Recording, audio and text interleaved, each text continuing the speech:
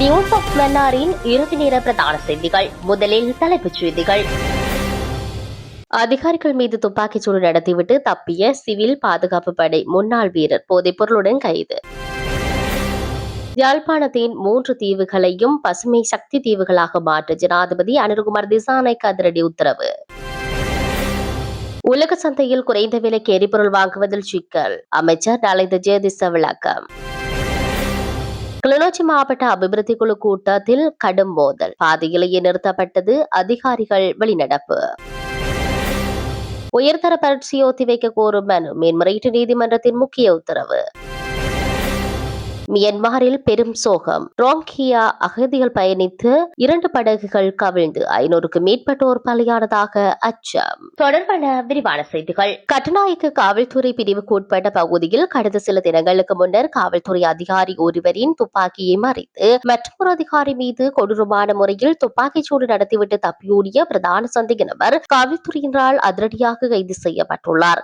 கைதான சந்தேக நபரிடம் முன்வைக்கப்பட்ட முதற்கட்ட விசாரணையின் போது அதிர்ச்சி அளிக்கும் பல்வேறு புதிய தகவல்கள் வெளியாகியுள்ளதாக காவல்துறை தலைமையகம் தெரிவித்துள்ளது. துப்பாக்கிச்சூட்டு சம்பவத்தின் பின்னர் தப்பியோடிய சந்தேக நபரை மடக்குவதற்காக பல விசேட காவல்துறை குழுக்கள் நியமிக்கப்பட்டு தீவிர தேடுதல் வேட்டை நடத்தப்பட்டு வந்த நிலையில் கொழும்பு பிராந்திய குற்றவியல் பணியக அதிகாரிகளுக்கு கிடைத்த ரகசிய தகவலின் அடிப்படையில் திவலப்பட்டிய பகுதியில் மறைத்திருந்த சந்தேக நபர் சுற்றி வளைத்து கைது செய்யப்பட்டதுடன் சந்தேக நபரிடமிருந்து 31 கிராம் எடையுள்ள ஐஸ் போதைப் பொருள் காவல்துறையினரால் பறிமுதல் செய்யப்பட்டுள்ளது. கைது செய்யப்பட்ட சந்தேக நபர் அதிகாரியிடமிருந்து பறித்து சென்ற காவல்துறையினருக்கு சொந்தமான உத்தியோகபூர்வ துப்பாக்கியும் தப்பிச் செல்வதற்காக பயன்படுத்தப்பட்ட மோட்டார் சைக்கிளும் பத்திரமாக மீட்கப்பட்டுள்ளன. மேலும் குறித்த சந்தேக நபர் கடந்த 2008ஆம் ஆண்டு முதல் 2010ஆம் ஆண்டு வரையிலான காலப்பகுதியில் சிவில் பாதுகாப்பு படையின் கட்டுநாயக்க நகர பாதுகாப்பு பிரிவில் தற்காலிகமாக பணியாற்றிய முன்னாள் வீரர் என்பதை விசாரணை அதிகாரிகள் உறுதிப்படுத்தியுள்ளனர். இதேவேளை இந்த சம்பவத்தின் போது துப்பாக்கிச்சூடு காயங்களுக்குள்ளான காவல்துறை அதிகாரி தீவிர சிகிச்சைகளுக்காக நீர்கொழும்பு போதனா வைத்தியசாலையிலும் சந்தேக நபரின் தாக்குதலுக்குள்ளான மற்றும் ஒரு காவல்துறை அதிகாரி நிவாங்குடி வைத்தியசாலையிலும் அனுமதிக்கப்பட்டு சிகிச்சை பெற்று வருகின்றனர். இந்த வன்முறை சம்பவத்துடன் தொடர்புடைய மற்றும் ஒரு சந்தேக நபர் இன்னும் தலைமறைவாக உள்ள நிலையில் அவரை விரைவில் கைது செய்வதற்கான தீவிர விசாரணைகளை காவல்துறையினர் முடக்கி விடுத்துள்ளனர்.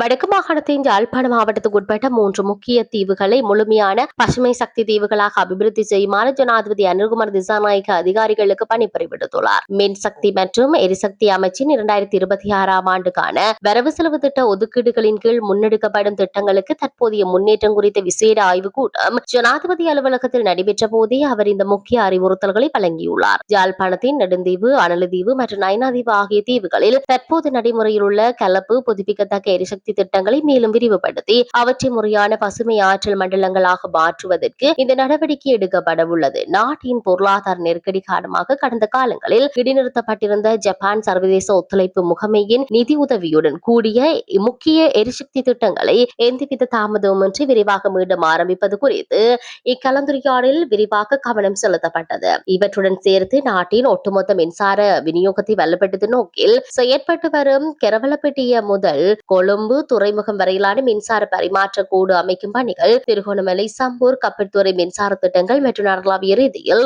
முன்னெடுக்கப்பட்டு வரும் கூரை மேல் சூரிய சக்தி திட்டம் உள்ளிட்ட பல பிரதான மின் உற்பத்தி மற்றும் கட்டமைப்பு திட்டங்களின் தற்போதைய நிலவரங்கள் குறித்தும் ஜனாதிபதியால் விரிவான மீளாய்வு மேற்கொள்ளப்பட்டது. சுற்றாடல் பாதுகாப்பினை உறுதி செய்து உள்நாட்டு மின்சார தேவையை புதுப்பிக்கத்தக்க ஆற்றல் மூலங்கள் கொள்ளும் பூர்த்தி செய்வதற்கான அரசாங்கத்தின் நீண்டகால இலக்குகளுக்கு அமையவே இந்த சுற்றுச்சூழல் நடப்பு திட்டங்கள் துரிதப்படுத்தப்பட்டு வருகின்றன. இத்திட்டத்தின் மூலம் ஜாழ் தீவு பகுதி மக்கள் தடங்களற்ற மற்றும் குறைந்த செலவினமான இந்த திட்டங்களின் மூலம் ஜாழ் தீவு பகுதி மக்கள் தடங்களற்ற மற்றும் குறைந்த செலவிலான மின்சாரத்தை பெற்றுக்கொள்ள முழுவதுடன் நாட்டின் தேசிய மின்சக்தி கட்டமைப்பிலும் புதுப்பிக்கத்தக்க ஆற்றலின் பங்களிப்பு கணிசமாக அதிகரிக்கும் என எதிர்பார்க்கப்படுகின்றது.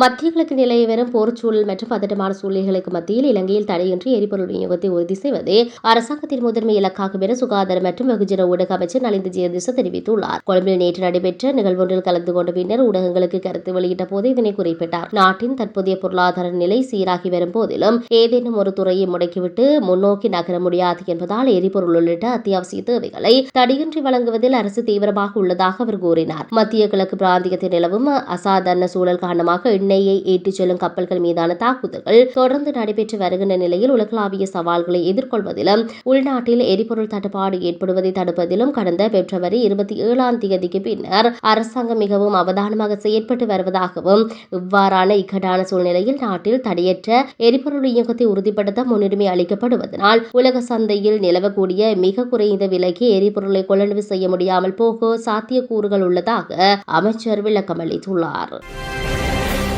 கிளிநொச்சி மாவட்ட செயலக மாநாட்டு மண்டபத்தில் இன்று நடைபெற்ற மாவட்ட அபிவிருத்தி குழு கூட்டத்தில் மக்கள் பிரதிநிதிகள் மற்றும் அதிகாரிகளுக்கு இடையே ஏற்பட்ட கடும் வாக்குவாதம் மற்றும் பரபரப்பான சூழ்நிலை காரணமாக பாதியிலேயே நிறுத்தப்பட்டது. திருவையாறு பகுதியில் முன்னெடுக்கப்பட்ட தென்னை செய்கை திட்டத்தில் பெரும் முறைகேடுகள் இடம்பெற்றுள்ளதாக எழுந்த குற்றச்சாட்டை தொடர்ந்து இந்த முறைப்பாடு வெடித்துள்ளது. இந்த கூட்டத்தில் கலந்து கொண்ட நாடாளுமன்ற உறுப்பினர் ராமநாதன் அர்ஜுனா திருவையாறு தென்னை செய்கை திட்டத்தின் கீழ் மேற்கொள்ளப்பட்ட தென்னையின் நாற்று விநியோகம் மற்றும் நடுகை நடவடிக்கைகளில் கடுமையான முறைகேடுகள் நடந்துள்ளதாக குற்றம் சாட்டியதோடு கிளிநொச்சி மாவட்ட அரசாங்க அதிபரின் செயற்பாடுகளையும் அவர் மேடையில் கடுமையாக விமர்சித்ததால் கூட்டத்தில் பெரும் சலசலப்பு ஏற்பட்டது. அவரின் இத்தகைய விமர்சனங்களை தொடர்ந்து கூட்டத்தில் இருந்த நாடாளுமன்ற உறுப்பினர் சிவஞானம் ஸ்ரீதரன் உடனடியாக அரங்கிலிருந்து வெளியேறியதை தொடர்ந்து அங்கிருந்த பொது அமைப்புகளின் பிரதிநிதிகள், அதிகாரிகள் மற்றும் ஏனைய தரப்பினருக்கு இடையில் கடுமையான வாய் தகராறு ஏற்பட்டது. நிலைமையை கட்டுக்கடங்காமல் சென்றதை அடுத்து கிளிநொச்சி மாவட்ட பிரதேச செயலாளர்கள் மற்றும் பல்வேறு அரசு திணைக்களங்களின் உயர் அதிகாரிகள் கூட்டத்தை புறக்கணித்து அதிரடியாக வெளிநடப்பு செய்தனர். இதன் காரணமாக மாவட்ட அபிவிருத்தி குழு கூட்டம் எவ்வித முடிவுகளுமின்றி பாதியிலேயே கைவிடப்பட்டது.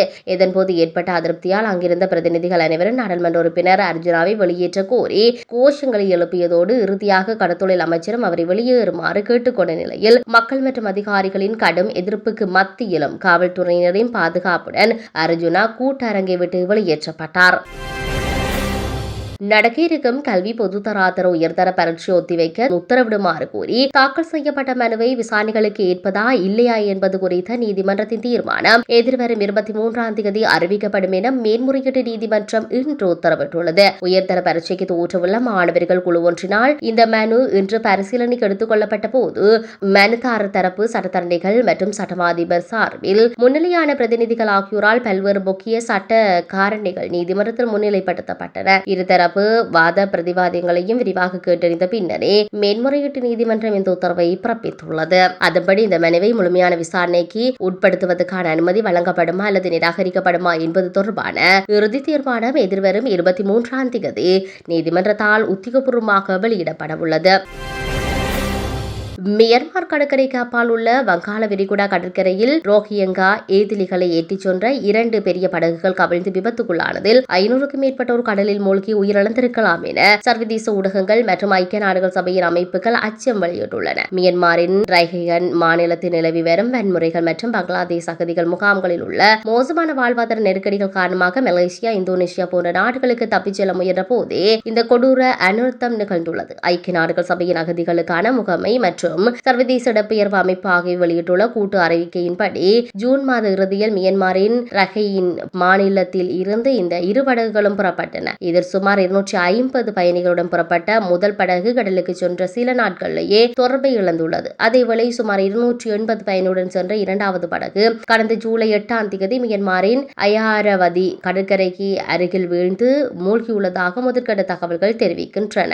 இதன்போது பிராந்தியத்தில் நிலவி வரும் கடுமையான பருவமழை மற்றும் மோசமான வானிலையும் பொருட்படுத்தாமல் கடலின் கொந்தளிப்பான தன்மையில் மத்தியிலும் பாதுகாப்பற்ற முறையில் இந்த பயணங்கள் மேற்கொள்ளப்பட்டுள்ளன. தற்காலிகமாக அமைக்கப்பட்ட மரபு படகுகளில் கொள்ளளவுக்கு அகதிகளாக குழந்தைகள் மற்றும் கர்ப்பிணி தாய்கள் உட்பட நூற்றுக்கணக்கான மக்கள் ஏற்றிச் செல்லப்பட்ட இந்த விபத்துக்கு முதன்மை காரணம் என விசாரணைகளில் தெரிய வந்துள்ள நிலையில் அண்மைய நாட்களாக இந்த பிராந்தியத்தில் பெய்து வரும் கனமழையும் வெள்ளப்பெருக்கு தேடுதல் நடவடிக்கைகளுக்கு பெரும் சவாலாக மாறியுள்ளது. இத்துடன் நியூஸ் ஆஃப் மன்னாரின் இரவு நேர பிரதான செய்திகள் நிறைவடைகின்றன. வணக்கம்.